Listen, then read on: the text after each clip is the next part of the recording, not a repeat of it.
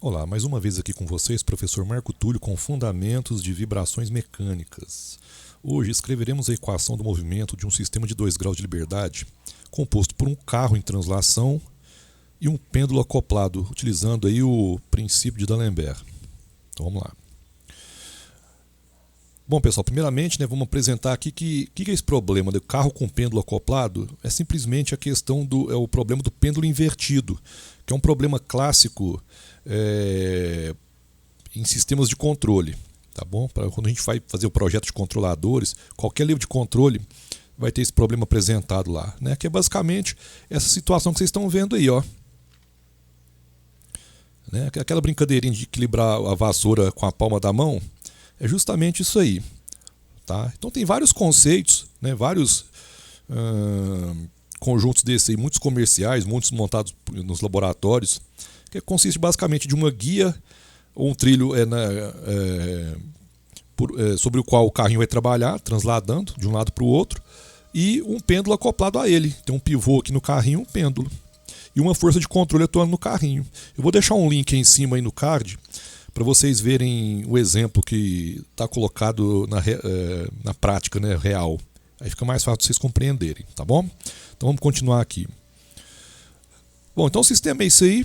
É um carrinho, um pêndulo acoplado aqui, não está invertido ainda, né? Mas ele se movimenta até chegar à condição de inversão, né, total, ficar equilibrando, tá bom? Então a gente tem o modelo ampliado, com todos os parâmetros aí, as rigidez, constante de amortecimento, aqui está a nossa referência. A variável x ela governa o movimento do carro, a variável θ governa o movimento do pêndulo, né? O pêndulo é formado por uma barra homogênea, então o CG está bem no meio. E aqui F minúsculo aqui é a força de controle, que é uma força conhecida, né? Perceba que o pêndulo está acoplado no carrinho. Então o pivô aqui, e consequentemente o pêndulo, também acompanha essa movimentação de X. Tá certo? Então vamos adiante, mas antes disso, né, a gente vai apresentar esse carinha do lado aqui. Esse cara aí é o Jean-Léon D'Alembert, um francês gente boa aí, que ele postulou um princípio que leva seu nome, que basicamente, né, da forma bem direta, é postulado dessa forma aí, tá? Que é o somatório das forças externas menos as forças de inércia é igual a zero. Então, basicamente, é tratar o problema dinâmico como um problema estático. Não é estático, mas a gente trata como sendo. Tá? A gente chama de equilíbrio dinâmico. A gente vai tratar disso melhor numa aula dedicada a esse princípio. Mas vamos lá. Bom, então vamos colocar a referência, não pode fugir a referência x e y. Vamos colocar primeiro as forças externas. Aqui está o carrinho isolado. Então temos o peso do carrinho, a força normal, a força F conhecida de controle, no caso está apontado para a direita, como vocês olharam no desenho lá. A força restauradora elástica, Kx, e a força de amortecimento também em oposição, tá certo? E aqui nós temos a reação vertical e horizontal no pivô, tá bom? A gente está arbitrado dessa forma, você poderia arbitrar de outra, tá bom? Então, continuando, a gente já colocou as forças externas, então vamos colocar as forças, né, de inércia. A gente também repete o bloquinho aqui, como se fosse 2 DCLs, né? Um DCL para as forças externas e um DCL para as forças de inércia. Como o carrinho ele só translada, então, ou seja, ele não tem movimento na vertical, então a aceleração é nula, então não tem movimentação. Mas a gente coloca mesmo assim aqui. O massa do carrinho vezes a aceleração na vertical é igual a zero. Mas, por outro lado, em x ele se movimenta. Então nós temos aqui a força de inércia, no caso aqui, é tão somente a massa do carrinho vezes a sua aceleração. Então, fazendo uma análise aqui nas forças na direção y, né? A gente pega tudo em y na força externa, tudo em y na força de inércia, e faz aqui a análise. Então, ou seja, o que tem y ali? Tem RI na força externa, RY, N, força peso. Obedecendo aqui essa referência, a gente coloca na expressão, joga tudo para o primeiro membro, a gente chega nessa primeira expressão aqui. Tá bom? Agora em x, quais forças tem nas forças externas aqui? Tem o F, Kx e Cx ponto. E aqui eu só tenho Mzão x 2 pontos. Então eu faço a igualdade. As forças externas que tem a ver com o primeiro membro e o segundo membro tem a ver com as forças de inércia, como está colocado aqui. Então a gente vai reservar essa expressão. Perceba que Rx é uma incógnita para nós. Agora para a barra, a gente vai desmembrou em dois corpos, né? Então a barra numa posição genérica, no caso da posição genérica estabelecida lá atrás, a gente tem a barra, o G é o nome do CG, a força peso da barra, as reações no pivô. Percebam, como o pivô é um vínculo, né? Não à toa essas forças são chamadas de forças vinculares, elas têm que aparecer aqui em oposição às primeiras. Seja lá qual for a forma que você arbitrou aqui. Aqui no caso está apontado para cima e para o lado esquerdo, aqui tem que contrariar, quando há ação e reação. Então são forças vinculares. Aqui eu já coloco os braços de momento, a gente vai precisar futuramente, o braço de momento na vertical e o braço de momento na horizontal. Então vai ter um sistema equivalente, né, com um novo DCL, agora apontando as forças de inércia. As forças de inércia para esse caso aqui, eu coloquei aqui na vertical a posição de equilíbrio, e sobre essa posição de equilíbrio é medido o nosso ângulo θ, que descreve o movimento angular aqui da barra. Então quais são as forças de inércia no caso aqui? Bom, como o pivô da barra está conectado ao carro, a aceleração desse pivô aqui é a mesma aceleração do carrinho. Então a força de inércia para essa barra, nesse caso aqui, a massa da barra, vezes a aceleração do carrinho. Por quê? Porque estão acoplados, estão vinculados. Então eu vou passar essa força aqui, como vetor, eu posso mudar ele de lugar, eu mudei para cá, no CG. Porque quando você vai aplicar o princípio de D'Alembert, é conveniente que seja tudo deslocado para o CG para facilitar a nossa vida aí nos cálculos. Bom, aqui a gente tem a componente tangencial da força de inércia, a gente tem devido à rotação. Então tem a força tangencial devido à rotação, que é dada pela massa vezes L sobre 2 vezes a aceleração angular, que está aqui, ó, θ 2 pontos. Da mesma forma, a gente tem a componente normal, né? Lá no colégio, o pessoal chamava de força centrípeta, mas é a componente normal da aceleração que aponta para o centro, né, do ponto de giro, no caso aqui, que é dado pela massa, vezes L sobre 2, vezes a velocidade angular ao quadrado. Vocês estão percebendo aqui que eu coloquei um esquema de cores para nos facilitar a nossa vida daqui por diante. Em azul aqui tem a ver com a componente tangencial, em verde com a componente normal. E, por fim, a gente tem um momento atuando aqui em torno do CG, que é dado pelo momento de inércia em torno de G vezes a aceleração angular, como está colocado. E esse sentido que está girando aqui vai ser o nosso sentido positivo, né, para o momento. Porque o sentido positivo para as translações a gente já tem aqui para as forças. Mas para o momento vai ser esse aqui, porque a barra está girando no sentido anti-horário. Tá? Então vai ter uma equivalência. O que eu vou fazer daqui por diante? Como aqui nas forças externas eu estou tratando tudo com projeções em X e Y, eu vou decompor essas componentes tangencial e normal também nessas direções para facilitar a nossa vida. Então é o que a gente vai fazer aqui agora. Então as forças de inércia, decompondo agora, vou decompor. Primeiro, vou levar a força mx, o momento já está aí. A força mx 2 pontos, como ela já está na horizontal, é a própria projeção. Então já está aplicado aqui no CG. Agora eu vou fazer a projeção da componente tangencial segundo as direções x e y. Então eu decompus aqui em x a força tangencial, ficou com essa configuração, lembrando que o ângulo aqui é θ, e decompondo a vertical vai ficar com essa configuração em seno.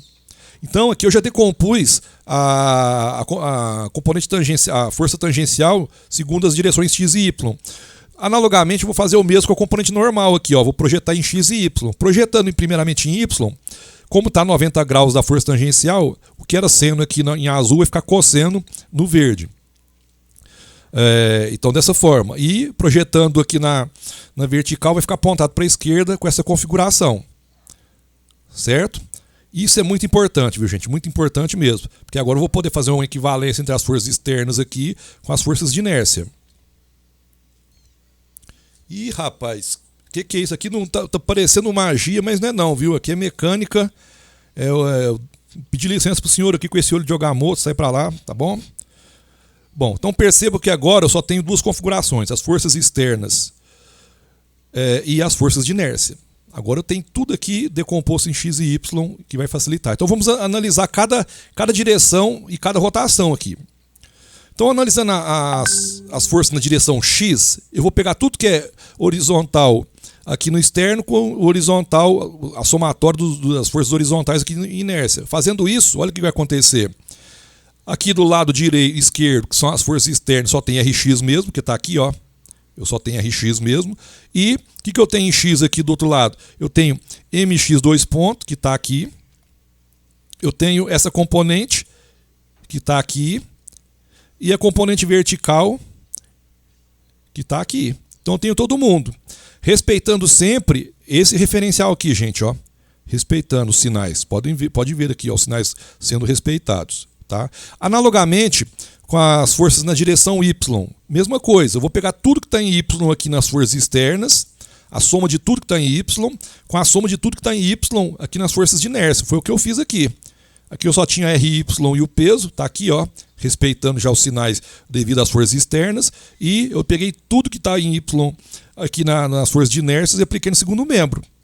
Está muito claro aqui. Então está definido. Agora faltou só a rotação. No caso tem a rotação em torno do CG. Então a somatória dos momentos devido às forças externas em relação a G vai ser o produto de Rx por esse braço de momento aqui, em cosseno de θ, né? E respeitando o sinal. Por quê? Por que eu estou falando isso? Ó? O que é positivo para nós aqui? É o anti-horário. Então vamos lá. Então olha só. Rx vezes o braço de momento, por que é menos? É simples. Porque ele está fazendo com que a barra gire no sentido horário. Então contraria a minha referência. Agora o RY faz com que o momento gire concordando com a orientação dada aqui. Então está tudo bem consistente, tudo compatível com os sinais das referências adotadas. Tá? Só um parêntese aqui. Vocês estão percebendo que, assim como em método de Newton, que isso aqui é muito parecido com o método de Newton, né? É muito mesmo. Dá para ver pela configuração dos DCLs. Tá? Mas o grande desafio, como em qualquer outro problema, gente, é confeccionar justamente esse diagrama de corpo livre. Porque se a pessoa faz isso da forma correta, dificilmente ela vai errar o problema. Dificilmente. Só se ela se equivocar em cálculo para frente. Mas conceitualmente, toda a carga está aqui. Daqui por diante é literalmente fazer conta. Porque se você sabe fazer muito bem conta, mas monta o diagrama errado, tá? Aí põe a perder. Certo? Bom, então vamos dar continuidade aqui. A gente, primeiramente, vamos desenvolver a expressão 2 para isolar o Rx. Eu só copiei aqui, né? Está copiado. O Rx já está colocado. O que eu vou fazer? Só vou dar uma reorganizada aqui, ó. Que eu tenho fator em comum, que meio de L vezes M é fator comum. Então eu coloquei em evidência e dei uma reorganizada. Tá? Então está aqui essa expressão 5, é o Rx já isolado. Então deixa reservado. Vamos passar agora para isolar o Ry. Se a gente isola o Ry, aqui eu copiei, né, a mesma expressão que a gente tinha deduzido anteriormente, eu repeti aqui, vamos isolar o Ry. Se a gente isola o Ry e também coloca o fator em comum em evidência, eu chego nessa configuração, né? É a expressão 6. Então agora eu tenho Rx e Ry. Agora, por último, eu vou usar aquela equação do momento lá que a gente deduziu. Como eu tenho os braços de momento lá da figurinha e tenho os Rx e Ry, é só aplicar aquela expressão, né? Então vamos primeiro utilizar aqui o Rx para determinar a primeira equação que a gente precisa. Eu vou substituir esse Rx nessa expressão, que foi aquela primeira que a gente deduziu lá para o carrinho. A segunda, porque a primeira é aceleração nula, é a segunda. Tá? Então olha só. Então se eu substituo, né, e desenvolvo aqui, eu vou chegar nessa configuração. Destacado em cinza aí. Tá? Por que eu deixei o F do lado direito da equação? Porque ela é uma força de controle ou uma força de excitação. Então as forças de excitação conhecidas, elas ficam do lado direito da equação, tá? Então, perfeito. Então essa equação destacada aqui é a equação que governa o movimento do carrinho. Então vamos determinar a equação que governa o movimento do pêndulo.